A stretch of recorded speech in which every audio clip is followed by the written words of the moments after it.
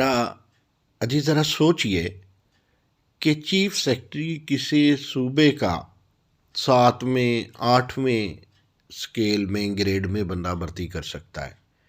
और चलिए कोई 2-4 ग्रेड ऊपर नीचे कर लीजिए, वो ठीक है, वो पावरफुल होता है, ठीक है, वो डाखाना होता है वज़ीर आला और सरकार के दरमियान। हम दूसरी तरफ वाइस चांसलर 21वें ग्रेड का बंदा बराह रास्त भर्ती कर सकता है। अच्छा, काबिल गौर बात यह है कि चीफ सेक्रेटरी की तबाह नाज़क पे क्या गुजरता होगा कि वाइस चांसलर के पास इतने इख्तियारात वाइस चांसलर के पास। फिर एक और चीज़ देखिए कि ये तो चीफ सेक्रेटरी है, सेक्रेटरी हायर एजुकेशन कमीशन की सेहत पे क्या बीतती होगी, दीगर फाइनेंस सेक्रेटरी के सेहत पे क्या बीतती होगी। फिर जब फाइनेंस सेक्रेटरी का, लॉ सेक्रेटरी का और हायर एजुकेशन कमीशन का, पंजाब पब्लिक सर्विस कमीशन का या HEC का नुमाइंदा सिंडिकेट में बैठता है जाके और उस सिंडिकेट को चेयर कर रहा होता है वाइस चांसलर।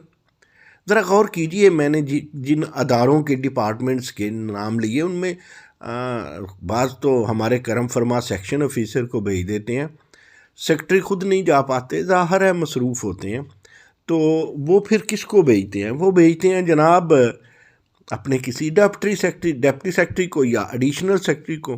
तो वो आके क्या रिपोर्ट देते होंगे, ये बात का पहला पहलू था। दूसरा पहलू ये है कि जिसको हम वाइस चांसलर कहते हैं, दरअसल यूनिवर्सिटी का जो सिंडिकेट होता है, कॉम्पिटेंट अथॉरिटी तो सिंडिकेट होता है ना, जिसे बाज़ का लाड प्यार में मैं कहीं कहीं गलत काम हो, कई यूनिवर्सिटियों में तो बहुत होते हैं ना, तो उसे क्राइम सिंडिकेट कहता हूँ।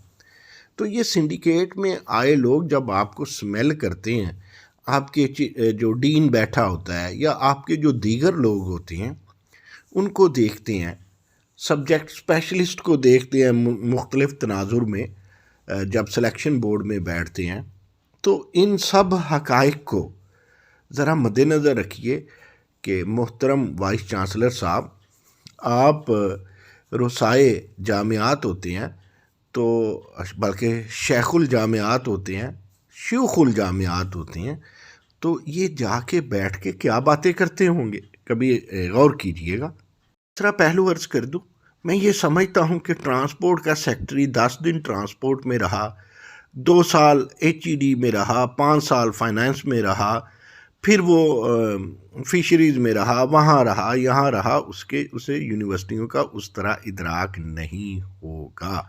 ये मैं प्रोफेसर्स की मान लेता हूँ, लेकिन कभी प्रोफेसर्स और वाइस चांसलर्स भी गौर करें कि उनके प्रोफेसर्स, उनकी टीम, उनकी अफिलिएशन कमेटी, उनके QEC, उनके OREX के जब लोग इनके सामने या अवाम के सामने, दानश्वरों के सामने एक्सपोज होते हैं, तो उनके पल्ले क्या होता है।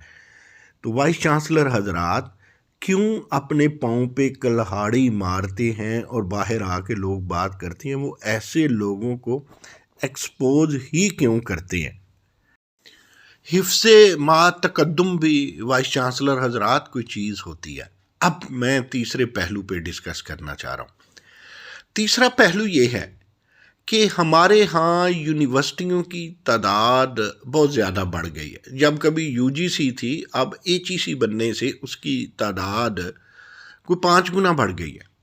अब इसको कैसे हैंडल करना है, एक ओपन सीक्रेट बताऊं, जब भी मैं PHEC HEC के चेयरमैन या HED के किसी सेक्रेटरी से बात करता हूं, तो वो कहते हैं मार्केट में वाइस चांसलर्स ही मौजूद नहीं है।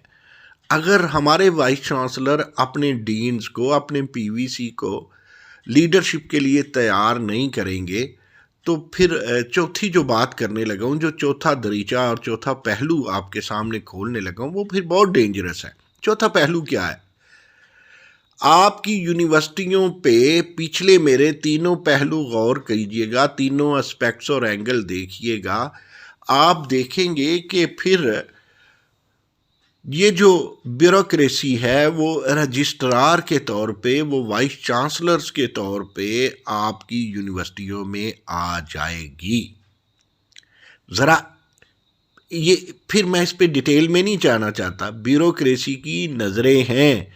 एक ब्यूरोक्रेट का विजन, उसकी ड्राफ्टिंग, उसका जनरल नॉलेज, उसका इंटरनेशनल नॉलेज, उसके अफेयर्स, उसकी गुफ्तोशनीद, उसकी चाल डाल, उसका खाना पीना चलना, ये सारी चीज़ें किसी भी एक प्रोफेसर से ज़्यादा वेल ऑर्गेनाइज्ड होती हैं। वो ज़्यादा नस्तालीक होता है। एडमिनिस्ट्रेशन को भी वो ज़्यादा समझता है, फाइनेंसिस को भी वो ज़्यादा समझता है। मैं आपको एक दिलचस्प बात बताऊं व्लॉग ख़त्म होने से पहले। पिछले दिनों हम एक जगह बैठे थे, मेरे पास 5 फुल प्रोफेसर थे, एक जगह खाना खा रहे थे। मैंने यही बातें जब उनमें रखी तो एक प्रोफेसर साहब बोले कि जनाब, वो हाल ही में डीन हुए हैं, तो वो कहते हैं क्यों नहीं हम प्रोफेसर को ब्यूरोक्रेसी की जगह पे बिठाएं तो वो भी चला के दिखाएंगे। मैंने कहा किसी एक वाइस चांसलर का नाम मुझे बताएं जो एक अच्छा एडमिनिस्ट्रेटर हो, तो उसको आप रिकमेंड करते हो कि चीफ सेक्रेटरी या सेक्रेटरी की जगह पे बिठा दें। तो उन्होंने फ़ौरन कहा प्रोफेसर इंजीनियर डॉक्टर अतर महबूब साहब, vice chancellor Islamia university Bahawalpur, इस काबिल है।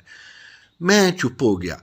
लेकिन परसों तरसों मैं क्या देखता हूँ कि एक ग्रुप में वो प्रोफेसर डॉक्टर अतर महबूब की मुखालफत कर रहे थे।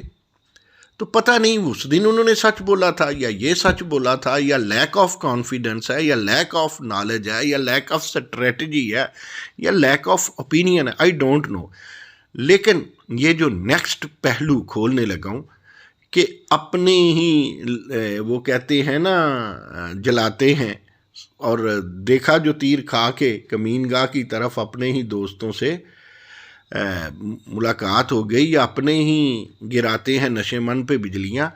हमारे प्रोफेसर्स, हमारे वाइस चांसलर्स, हमारे एक डिपार्टमेंट से दूसरे डिपार्टमेंट में मुकाबले वाले, हमारे वो जिन्हें डायरेक्टरशिप नहीं मिलती या उन्हें कोई अच्छी सीट नहीं वाइस चांसलर देता, रिसर्चर वो होते नहीं, प्लेजरिज्म सिंड्रोम के वो मरीज़ होते हैं, तो वो ये बाहर बातें करते हैं।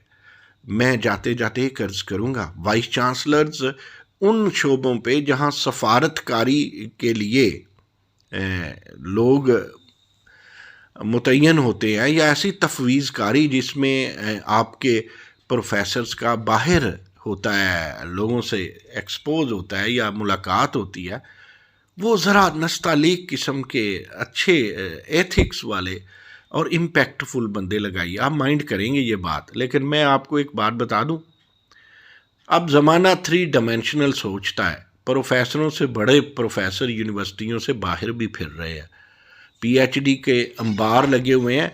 ब्रेन ड्रेन को आप यूनिवर्सिटियां रोक नहीं रही। ब्रेन ड्रेन को रिटेन करने की बजाय ब्रेन ड्रेन चलता जा रहा है, और कहाँ यूनिवर्सिटियां पॉलिसी साज है।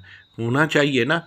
तो हमारे दोस्त बाज़ मैं बात करता हूँ तो वो कहते हैं ये नईम मसूद भी तो हमने बनाया। भाई बनाया है आपने, लेकिन मैं समझता हूँ कि जहाँ नईम मसूद बनाए हैं आपने, वहाँ आपने स्कूल को पहले ख़त्म किया, कॉलेज पे प्राइवेट सेक्टर का अब दस्तरस है। अब ये जो ज़मामे जामियात है, ये भी लगता है प्राइवेट सेक्टर के पास या ब्यूरोक्रेसी के पास जाने वाले हैं। बचे उस दिन से फिर जिस तरह किसी यूईटी पे या किसी आम जामिया पे जनरल अकरम मॉडल आ जाए और फिर वो अपनी कामयाबी के किस्से सुनाएं। ये पहला हिस्सा है जी। दूसरा हिस्सा व्लॉग का इंशाल्लाह बहुत जल्द। Thank you very much.